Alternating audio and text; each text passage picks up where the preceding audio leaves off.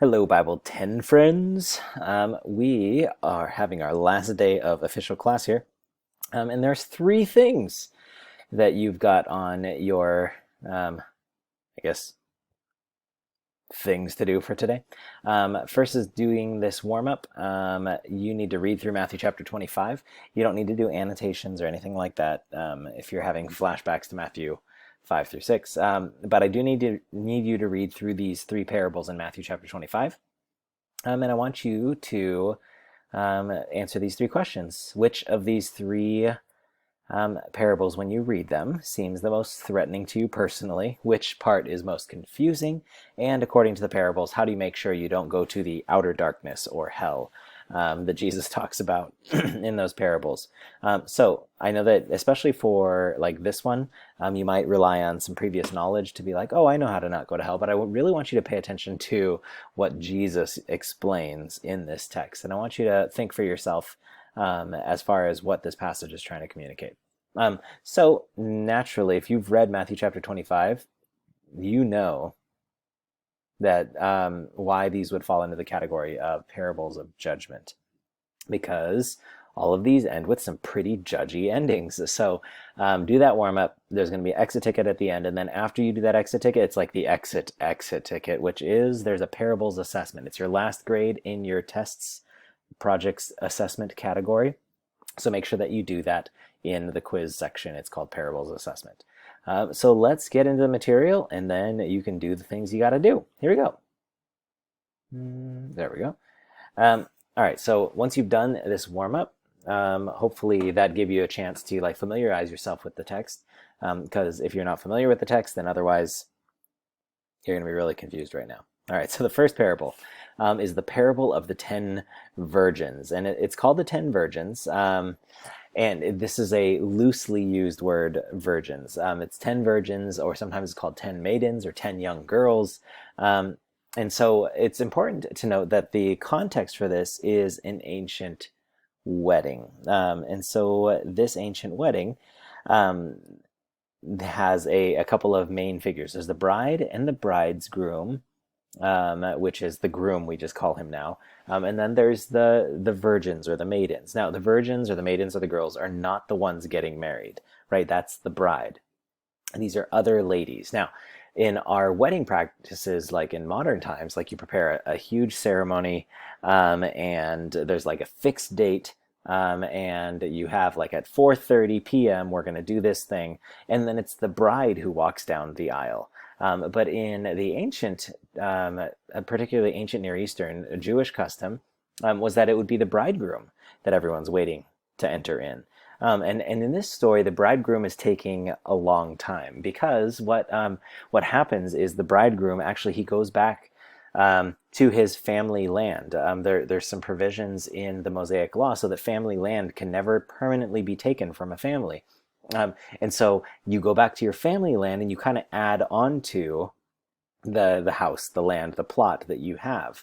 And so these what the bridegroom does is he goes back to his father's house and adds on there, prepares a new living space for him and his bride. If any of you have been in the church for long, you know that toward the end of the book of John, Jesus talks about, in my Father's house there's many mansions, the King James says, or many dwelling places. Most other translations render it. And he's using this wedding metaphor, saying that you are my bride, and I'm going to go prepare a place, but I will come back. And when I come back, you can come live with me for eternity.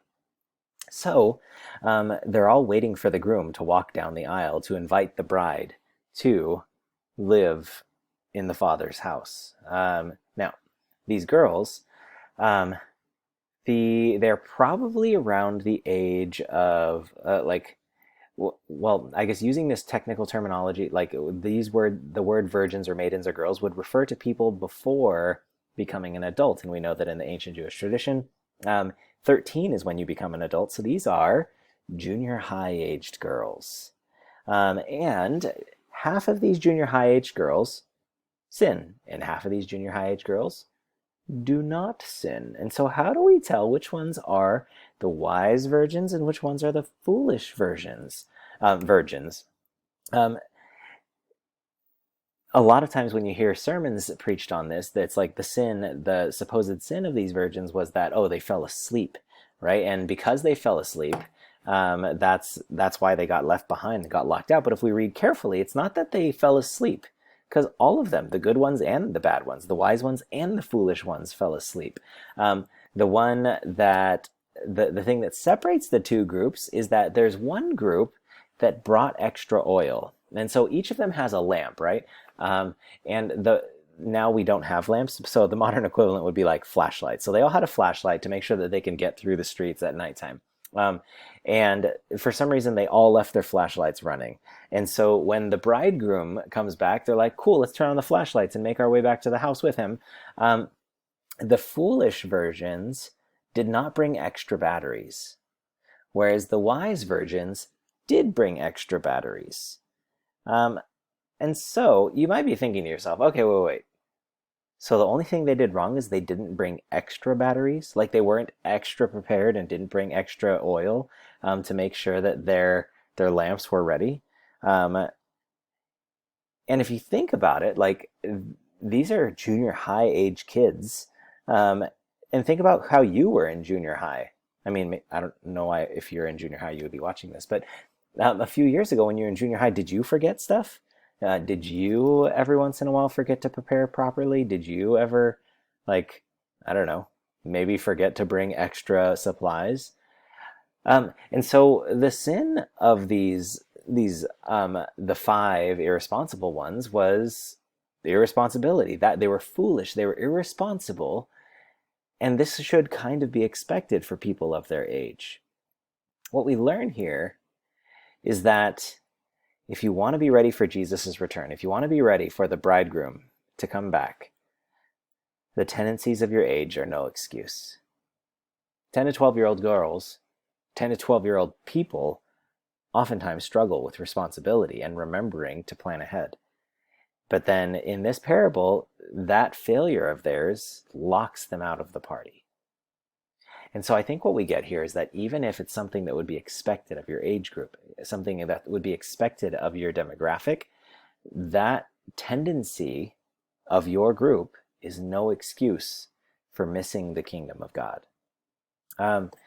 There is, I think that like depending on your age group, your socioeconomic branch, whatever, there are different traps, right? Like, so maybe you're like, cool, in a few years I'm going to go to college, and everyone's going to be partying, so I'm just going to have fun when I'm in college, and then I'll get serious about God after that. So like, I'm going to be a party boy or party girl. And that mentality of being like, everyone in my age group does this thing, and so I'm just going to do it, and then I'll figure it out later. Well, if Jesus comes back, like, he's not going to be like, oh, I totally get it. You were in college. That's fine. You could have gotten to know me later. No, he's going to be like, sorry, I know that that's the tendency of that group, but it's no excuse. Junior high girls don't get off the hook for being irresponsible, and you don't get off the hook for that. Or maybe you're like, yeah, all the guys my age are playing video games all the time, and I know that I'm like wasting a whole bunch of time instead of doing things that could be meaningful for the kingdom, but whatever, like, just everybody does this. Yeah, that's not an excuse either. Or like, hey, everybody gossips. Like, everybody talks trash about other people. Like, it's kind of what people in my group do. Well, even if everyone in your group does it, it's not an excuse. Or like, maybe if we go to older people, like the 30 somethings out there that are like really like focused on making a name for themselves in their career, and like and then as a result of that, totally missing the kingdom of God. Like, that is not an excuse. The lesson that we learn is that no matter what the tendency of your age group is, like, it's not an excuse for missing the kingdom of God. So, parable of the 10 virgins. The thing that makes the foolish virgins foolish is that they fell into the traps of their age group. There is a long quote that we won't do right now because I feel like that works better in person in class, so that's fine. So that's the parable of the 10 virgins. And like, if you read in the passage, that Jesus is pretty heavy-handed at the end, where the bridegroom like answers the door when those foolish virgins comes to the door, and they say, let us in, please. And he says, sorry, I don't know you. You stay outside. Um, Next, in the parable of the talents, we have to define some terms. The parable of the talents, there is a talent is actually a weight measurement. And so the parable of the talents is the parable of the bags of gold. And each bag of gold, with the current spot price of gold, I think it might actually be a little bit more than this. But a talent of gold is worth $1.45 million. So when you hear about like one guy only getting one bag of gold, you don't feel bad because the guy who's giving, like he's getting $1.45 million. So there's three servants. Servant one gets 5 talents of gold, which, like, if we do the math really quick, that's what, 3, 6, 7, to $7.5 million. He gets $7.5 million entrusted to him. Servant number two gets 2 bags of gold, which is approximately $3 million, and servant one gets $1.45 million. And the master says, "Hi, I'm going to a foreign country. I need you to take care of this money for me." Now, we all know what the servants do. The 2 faithful servants, they invest it, and then with that money then grows because they invested it. The guy who had 5 talents, he gets 5 more. The guy who had 2 gets 2 more. The guy who has 1, well, we'll see what happens to him. So the 2 faithful servants, they doubled the money. They invested the money. And so, like, I have this question: what does it mean to invest? I mean, like, you probably haven't had to worry about this yet. Maybe your parents are financially savvy and they've educated you on some of this stuff. But investment is when you put money into something, and then that gives you money back as a result. And you're like, how does money multiply itself? We'll get to that in a second. The foolish servant, on the other hand, what did he do? He dug a hole and he buried his bag of gold. And then when the master came back, he gave him the bag of gold back. Just 1 bag of gold.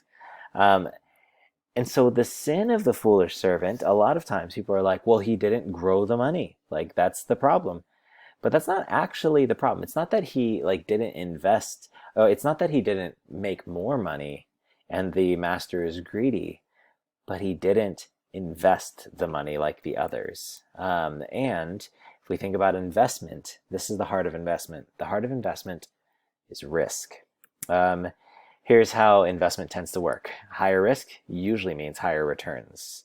So, for example, savings account is FDIC insured, and that means that you can put up to $250,000 in there, and even if the bank folds, the government will back up that money and give you your money back.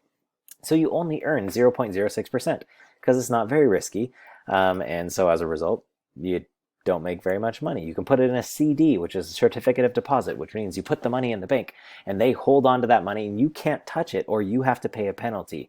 That's a little bit more risky because you might need that money, right? So there might be an emergency. And so, like, by locking it away in this thing, you're taking a little bit bigger of a risk, but you can't lose that money, right? So 1.14%. Short-term bonds tend to average 4.2%. Bonds are when a company wants to start a new line or a new type or new segment of their business, or they just need money to run things, and so they sell debt. They're like, hey, if you give us money, we'll pay you back. And short-term bonds, 4.2%. That's way better, but a little riskier because the business could fold. The business could close and then you don't get your money back. However, usually these are like bigger businesses, and if you do your research, you're like, okay, cool. Those bonds will pay off. Real estate, on the other hand, is a lot more risky. Now, on average, real estate grows about 8.6%. This is what you'll get on average out of real estate. However, depending on when you buy and sell, you could buy at a peak and then sell in a valley and lose tons of money. This is kind of like when we bought our house in 2009. It was only $235,000. But the people who sold it to us when they bought the house, they had bought it for $450,000, which means that over the course of just a few short years, they lost $250,000-ish or $200,000. So real estate, higher risk. However, there's also a higher chance for returns. High risk stocks. In the stock market, I can't explain how the stock market works, but high risk stocks on average will yield you about 17%. And if you're a venture capitalist, this is things like the people on Shark Tank, right?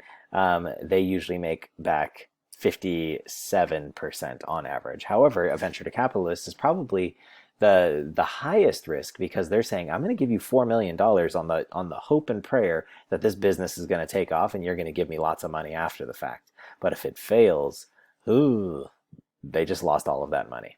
Okay, so higher risk equals higher returns, but higher risk also equals higher failure rate. So the guy who invested his 5 bags of gold, he could have lost it all, but he took the risk and it gained. The guy who had 2, he took a risk and it gained. So the sin of the one who buried the gold isn't that he didn't make money. His sin was that he didn't even risk. He didn't take any risk. He played it safe. And if you look through the Bible, in the Hall of Faith, the chapter in the Bible, Hebrews 11, is called the Hall of Faith. And each of these guys that are mentioned in the Hall of Faith, their life is categorized by this word risk. Noah built a boat in the middle of nowhere when no one had seen rain. Abraham left the comfort of his home and family and moved to a strange new land because he heard a voice tell him to. Joseph was attempted to be killed by his brothers and then continued to serve God through the Egyptian empire. Moses rescued an enslaved group of people. Joshua took on powerful military forces. Rahab betrayed her own people to help the people of God. So each of these people, like in the book of Hebrews, it says that by faith, they did all of these things. But you can almost always replace that word faith with the word risk. Faith, if you wanted to, a lot of times in the Bible, you could, instead of saying have faith, you could say take risks. The antonym, meaning not the synonym, the exact opposite of all these people of faith's life was safe. And I find it interesting that so many of our prayers include, God, help us to be safe. Even especially even right now, with everyone on lockdown, the word safe is kind of the thing that's running everyone's life right now. But it's kind of the antonym to what God originally intended for everybody to do. Now, I'm not saying take off your mask and run around, because there's good reasons to protect, I guess, people. But when it comes to living a life for the sake of the kingdom, there will be times when risks need to be taken and it's not going to be safe. So maybe going on mission trips, it's not the safest thing to go across a border into another country and work potentially with street kids or doing homeless ministry or these types of things. It is an increased risk, and so as a result, that's exercising your faith. Or maybe on a simpler level, saying hi to your neighbors and inviting them to a social distance barbecue. It might be risky because they might reject you or they might think you're weird, but then but that's faith, right? Is cultivating those relationships for the sake of the kingdom, so that hopefully God's love and goodness can spread. There was a group of people that was going around giving hugs to homeless people, because that was one of the things that there's plenty of ministries that offer food to homeless people, but they realized what a lot of homeless people actually needed was to have their dignity restored. Now I know that in our times you maybe not want to go around hugging strangers, but I thought that was inspiring. And there's these countless examples of people who take risks for the sake of the kingdom, and as a result, the world is made better. Mother Teresa, she left a very a much more comfortable monastic order to start up the Missionaries of Charity, and just to help people who are the poorest of the poor, experiencing the most difficult situations in life. So, the parable of the talents, the moral of the story is take risks for the kingdom. This is what God wants from you. And remember, the two ones who took the risks and grew the money, the master says, well done, good and faithful servant.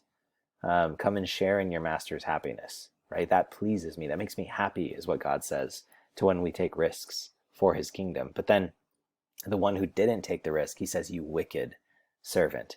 And he sends him into outer darkness, right? He throws him out for not being willing to take risks. And then the last one, sorry, another long quote that won't really fit in this context, is the sheep and the goats. And this one is barely a parable, because he's like, they're like sheep and goats who get scattered or who get separated. And if you look closely at the text, now, like, who are the sheep and who are the goats? We usually are like, okay, cool. So the Christians are the sheep and the goats are not Christians. The sheep are the people who accepted Jesus. The goats are the people who didn't accept Jesus.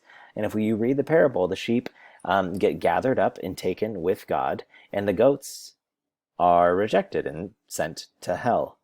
But if you read carefully, the thing that actually distinguishes sheep from goats, the way that you can tell if you are a sheep or a goat, is he says that the sheep gave food to the hungry. He gave a drink of water to the thirsty. He visited people when they were in prison. The sheep, like, they take care of, or they welcome in the stranger. The stranger is like the ancient term for immigrant. So people who aren't from that place, they were welcoming and helpful to them. To the naked, they gave clothing to the sick.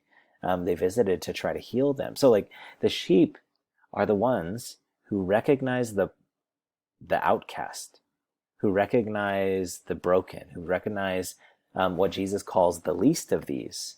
The people who take care of the least of these, they're the sheep. That's how you can tell if you're a sheep or not. Not by like some declaration of like theological belief. You're a sheep if you behave like a sheep, and sheep do things like give water to the thirsty and feed the hungry.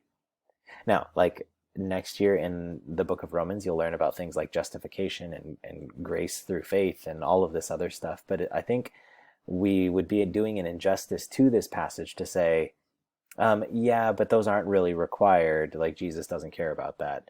Because he says, like, no, you're a sheep if you do these things. You're a goat if you do not do these things. The way that you measure which one you are is if you took care of the least of these, or if you did not take care of the least of these. So naturally, the question is, which one of these are you? And so that's those are the three parables that we have. The parable of the 10 virgins, the parable of the talents, and the parable of the sheep and the goats. 10 virgins, remember, is that the tendencies of your age group are no excuse. The talents is take risks for the kingdom, and the sheep and the goats is take care of the least of these. And each of those ends with some going to be with God for eternity and others not. That's why these are the parables of judgment. So this is the last thing that we have. You have after this exit ticket, there's a parables assessment that you can find in the quizzes tab, and that it'll cover all of the parables we've covered, which are the parables of the kingdom, parables of grace, and parables of judgment. Those are the three categories. And you should know Jesus' reasons for teaching in parables, to disarm know-it-alls, to help us discuss the intangible, and to make us actually have to work for the knowledge. So if you know all of that information, if you've been watching the last 2 weeks, then this quiz should be a breeze for you. All right, guys, have a wonderful rest of your day, and maybe I'll see you next week at school when you're picking up books and stuff. I don't know. Bye-bye.